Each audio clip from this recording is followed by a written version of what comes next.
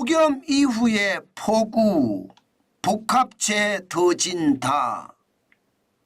여러분 진짜 심각한 이야기죠. 기후가 재앙이 돼서 한반도를 덮친다 이 말하고 일맥상통하고요.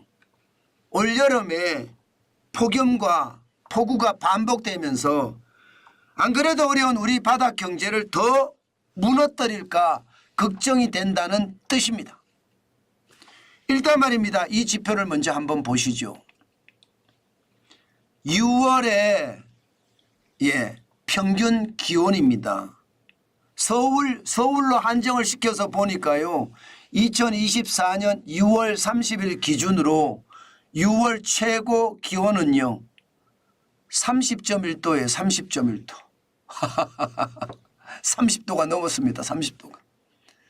그러니까 그게 낮 최고 기온이 됐든 아니면 뭐 오후 1시 최고 기온이 됐든 그날 최고 기온의 평균이 30.1도가 됐다는 이야기입니다. 난리도 아니죠. 1990년대만 하더라도 24.6도였습니다. 6월이. 2000년대에도 29.2도고요. 2010년에는 28.2도였거든요. 2020년에는 29도였습니다. 올해는 30.1도입니다. 진짜 대단한 날씨죠. 6월 날씨가 역대급 폭염이라니 이것은 어쩌면 말입니다. 엄청난 재앙이 대한민국에 닥쳤다. 저는 이렇게 이야기해도 틀리는 말이 아니라고 생각합니다. 기온 자체가 완전히 말입니다. 극한 상황이라는 뜻이에요.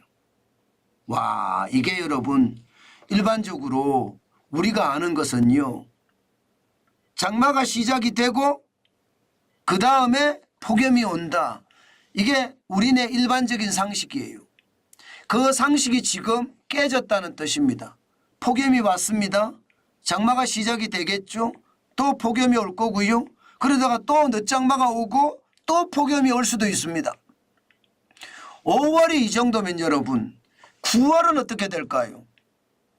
지금 추세적으로 보면 5월, 6월이 이 정도가 더웠으면 9월도 이 정도 더울 가능성 굉장히 많습니다. 그런 차원에서 보면 말입니다. 폭염이 6월 달에 터지고 현재 폭우가 전국에 물폭탄을 퍼붓고 있는 상황이거든요.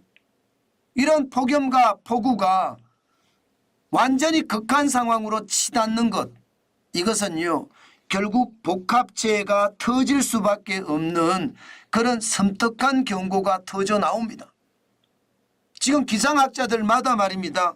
저마다 하는 말들이 이러다가 극한 상황 온다 이렇게까지 이야기합니다. 극한 상황이라는 것은 폭염이 30도가 아니라 40도 이렇게 올라가는 거고요. 폭우가 뭐 잠기는 것이 말입니다. 100년 만에 폭우 이런 말 들어보잖아요. 이런 것이 이제는요 100년 만에 폭우가 아니라 30년 만에 오는 게 100년 만에 폭우보다 더 큰 비 피해를 남기는 경우가 허다하다는 겁니다. 비가 오는 걸 보면 여러분 장난 아니거든요. 이게 쏟아진다는 표현이 잘 안 어울리잖아요. 그냥 퍼붓는다예요. 물을 퍼붓는다. 그 정도로 말입니다. 여러분 지금 폭우가 장난 아닙니다. 이럴 수밖에 없을 것 같아요. 왜냐하면 낮 최고 기온이 30.1도 평균이 이렇게 올라가니까 땅이 많이 더워졌을 거 아니에요. 더운 공기는 위로 올라가면 올라갈수록 습기를 머금고 올라가기 때문에 비가 올 때는 또 인정사정 없이 옵니다. 무섭게 옵니다.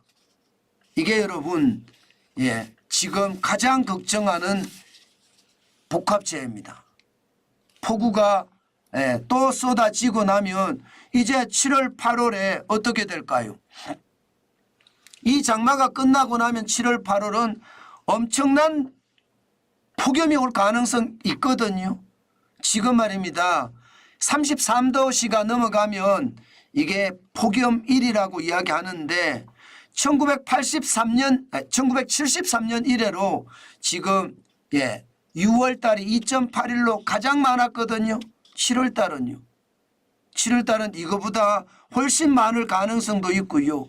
지금처럼 이대로 간다면 최악의 상태가 벌어질 겁니다. 폭우의 양도 장난이 아니잖아요. 보시는 것처럼 시간당 30mm 이상 호우 일수를 보세요. 전국 6개 지점에서 보면 1914년까지만 하더라도 이게 하루밖에 없습니다. 하루 30mm, 시간당 30mm 이상 호우가요. 그런데 지금은요, 2023년을 보면 뭐 3일, 4일 넘어가는 것은 우습습니다. 3일, 4일도 간다는 뜻이에요. 그러면 시간당 30mm 이상 극한 호우 현상이 계속해서 이렇게 덮치면 시장은 저는 굉장히 놀랄 거고요. 비 피해는 엄청날 겁니다. 그렇기 때문에 시장이 굉장히 놀란다는 겁니다. 게다가 국지성 호우라고 하나요? 이게 여러분 오는 데는 비가 엄청 오고요. 안 오는 데는 사우나처럼 덥습니다. 이렇게 국지성 호우까지도 지금 전국에 걸쳐서 일어나기 때문에 앞으로 7월 8월의 더위는 결국 말입니다. 바닥 경제의 최악의 상황, 기후재앙 때문에 벌어지는 경제 침체가 현실적으로 나타날 수 있다, 이렇게 생각이 듭니다. 지금 6월에 이 정도 더우니까 여러분 시골에서는 어떤 일이 발생되는지 아세요? 복숭아가 빨리 익습니다. 복숭아가 크고 나서 익어야 되거든요. 그런데 크기가 작은데 익어버립니다. 그럼 복숭아 맛이 없습니다. 이게 복숭아만 이렇겠냐고요. 다른 것은 안 그렇겠냐고요. 다른 과일들은 안 그렇겠냐고요. 과일이 크기도 전에 여러분 먼저 익어버리는 그런 결과가 생길 수도 있고요. 그러면 과일값이 안 그래도 올랐는데 폭등한다는 이야기가 되겠죠. 게다가 이렇게 더우니까 하우스에서 농사 짓는 것들도 그렇고요. 노지에서 농사를 짓는 것도 그렇고 말라 비틀어집니다. 날씨가 워낙 뜨거우니까 엽채소 같은 경우는요, 잎이 다 타버립니다. 그러면 여러분 이게 농산물도 그렇고 과일도 그렇고 신성식품의 가격이 폭등하는 것 당연히 있을 수 있을 겁니다. 그것이 시장에 영향을 미치는 것은 이거 말로 표현할 수가 없을지도 모릅니다. 오죽했으면 여러분 물가회의에 기상청장을 불렀습니다.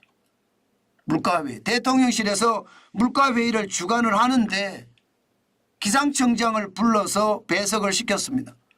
그 정도로 말입니다. 기상의 상황이 이제 국가 정책을 좌지우지할 정도로 그 힘이 막강해졌다는 거예요. 결국 기후플레이션이라고 하는 물가의 어떤 폭등, 또 올해도 예외 없이 발생을 하겠구나, 이런 생각을 저는 한다는 뜻입니다. 그 정도로 여러분 시장에는요 예상과는 달리 복합재해가 터질 수도 있다는 이야기입니다.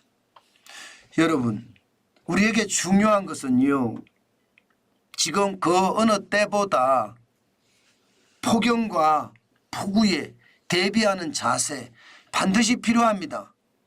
시골에 계신 분들도 너무 덥기 때문에 너무 더울 때는 일을 좀 자제하시고요.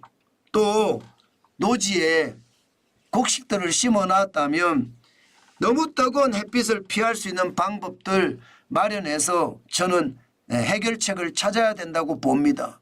그렇지 않고 이대로 그냥 두고 보면 농사를 망치는 것은 당연하고요.